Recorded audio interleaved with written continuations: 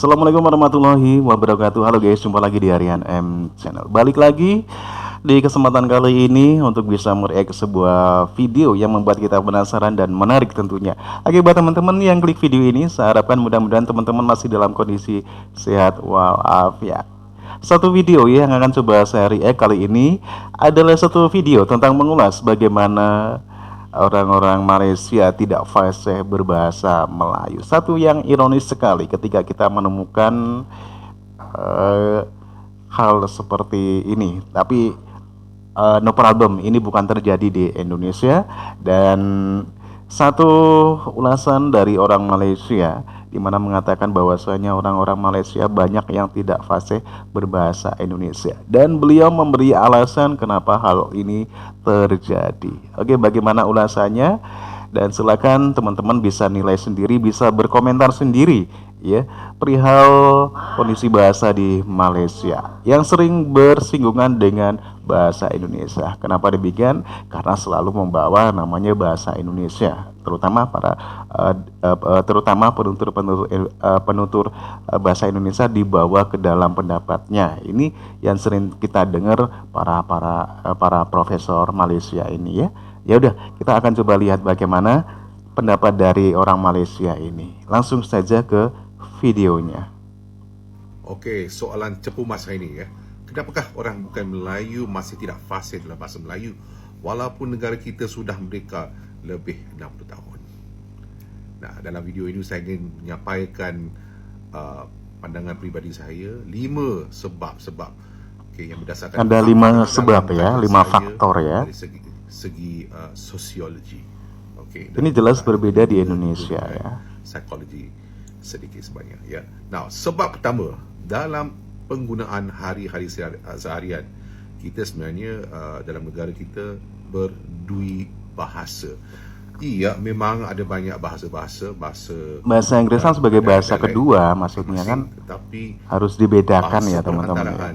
Pada umumnya secara majoriti dan secara penggunaan sehari-harian adalah bahasa Melayu, iaitu bahasa resmi yang digunakan dalam upacara resmi dan adalah bahasa perantaraan dalam kerajaan, dalam hal-hal kerajaan juga.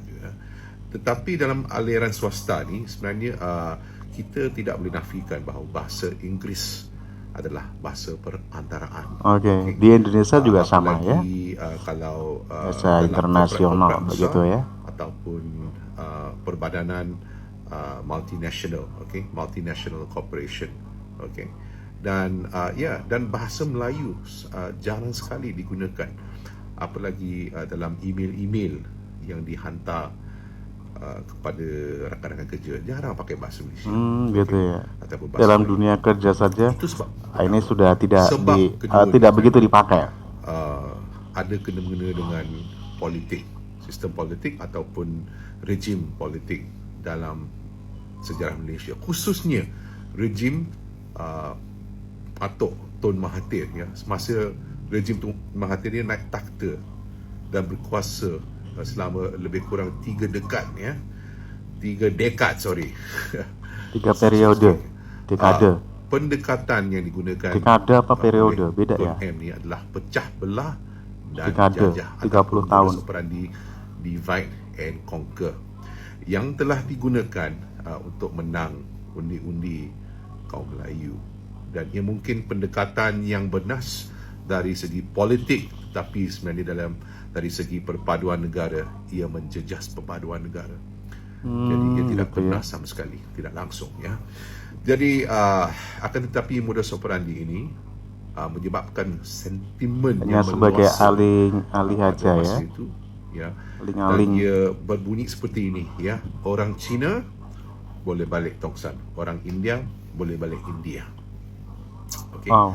Dan perkataan-perkataan yang menyakitkan hati ini seperti pendatang ataupun kafir mulalah timbul ya. Ini pernyataan dari pemerintah itu ya, ataupun mungkin untuk menjahat pejabat tertentu mungkin, dan mula merasa bahawa mereka bukanlah rakyat Malaysia, bukan sebahagian daripada negara yang kita cintai, kita panggil Malaysia. bisa dikatakan rasis Dalam gitu masa ya. sama, orang-orang yang bukan Melayu mula rasa mereka ni tiba-tiba bukan rakyat Malaysia tetapi penduduk setinggan Ngerti itu. ataupun penumpang Oh ya ya. sementara. Okey. Walhal kita semua ni pun penumpang kan di muka bumi ni. Iya Penumpang ya. sementara di muka bumi yang Maha Esa. Oke. Okey. Tak kira bangsa, agama dan etnik. Alright. Jadi oleh itu maka orang-orang yang bukan Melayu mulalah tak nampak lagi nilai atau kepentingan untuk mengusahakan bahasa fasih dalam bahasa Melayu. Gitu Okey. ya. Dan dalam masa yang sama, peliklah macam mana sejarah ni terjadi ya, benda-benda dalam sejarah ni. Dalam masa sama, ekonomi negara China pada masa itu mula berkembang pesat, okey, sehingga menjadi satu kuasa ekonomi dunia. Okey, ini adalah sebab yang ketiga, saudara-saudari. Dengan perkembangan ekonomi yang sangat pesat negara China dan yang meletakkannya sebagai salah satu kuasa ekonomi terbesar di dunia, maka datanglah motivasi, okey, untuk menguasai bahasa Cina, iaitu bahasa Mandarin. Ya, bukan bahasa ibunda. Bahasa Mandarin adalah bahasa perantaraan negara China. Demi untuk membuka jalan, membuka peluang mencari rezeki. Itu saja, mencari rezeki. Okey, manalah tahu kalau ada peluang berniaga dengan perusahaan-perusahaan di negara China. Inilah mentaliti orang Cina sebenarnya ya. Bukan sebab kita anti bahasa Melayu, tidak sama sekali. Okey. Tapi saudara-saudari harus tahu, bukan sahaja bahasa Melayu yang tertinggal, okey, dalam usaha untuk menguasai bahasa Mandarin, namun dialek mereka sendiri ditinggalkan dan dilupai. Okey, misalnya di antara generasi muda orang Cina, yang Hokkien ya, misalnya tak pandai Hokkien, yang Cantonese tak boleh berkentong dan lain-lain, tak kira Hakka ke Hainan ke, dah lupa dialek mereka sendiri. Bahasa ibunda ni sebenarnya, tuan-tuan dan puan-puan, sudah dilupai dengan begitu sahaja. Sayang sekali. Demi untuk menguasai bahasa Mandarin, okey, dialek sendiri dilupai. Dan dalam masa yang sama, saya ingin menyentuhkan bab sekolah vernacular ataupun sekolah jenis kebangsaan. Okey. Ramai menganggapkan sekolah SJK ni, sekolah jenis kebangsaan ni, sebagai antara salah satu sebab utama kenapa orang bukan Melayu tidak fasih, tidak boleh bertutur dalam bahasa Melayu. Okey. Tetapi pandangan saya, tuan-tuan dan puan-puan, berbeza sikit. Okey. Saya rasa sebenarnya wujud sekolah Ini pandangan kayak orang Cina ini ya. Satu simptom, Mewakili orang Cina mungkin ya. satu reaksi ya. Satu simptom lebih daripada ia menjadi sebab kenapa orang yang bukan Melayu kurang fasih dalam bahasa Melayu. Okey. Sedikit sebanyak latar belakang ataupun fakta dari segi kebudayaan orang Cina ialah orang Cina meletakkan kepentingan yang sangat berat, okey, terhadap bab pendidikan dan pembelajaran. Okey. Kerana mereka percaya pendidikan ni sangat penting, ialah merupakan satu pasport, okey, untuk berjaya dalam hidup dan bebas daripada kemiskinan.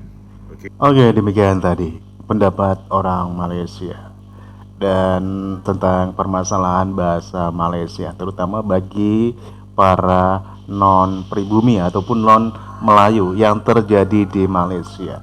Sampai detik ini, walaupun di tengah perjuangan para pejuang bahasa Melayu di Malaysia, ternyata masih banyak warga Malaysia, terutama yang notabene sebagai non-Melayu, masih banyak yang tidak bisa berbahasa Malaysia ataupun minim untuk bisa menggunakan bahasa Malaysia. Sudah dijelaskan tadi ya dalam video, ada berapa yang menyebabkan hal ini terjadi. Tentunya dari pandangan-pandangan pemerintah sendiri ya, yang memandang kaum non pribumi seperti yang kita dengar tadi dan lain-lain tentunya. Gimana menurut kalian? Silakan teman-teman bisa dukung channel ini dengan cara like dan subscribe untuk bisa berbagi informasi video-video yang lumayan menarik dan bikin penasaran kita. Terima kasih. Wassalamualaikum warahmatullahi wabarakatuh.